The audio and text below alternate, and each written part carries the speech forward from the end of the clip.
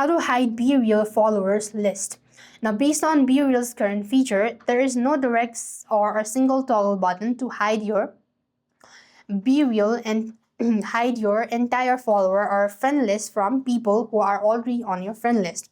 If you want to remove a specific follower, what you want to do is just go to the friends tab from the bottom, locate the friend that you wish to hide the follower list from, and you could simply tap the three dot icon and either unfollow them or either block or remove them as a friend. This is the only thing you will be able to do to hide Bereal follower list. And next, you could also block the user, or if you are concerned about mutual friends seeing your post, you can remove a mutual friend from your friend or friends feed by tapping to friend in the top right corner of the Bereal. So what you need to do is basically whenever you're posting, you could tap the you could tap the camera icon. Then you could take a snap, right, or take a photo.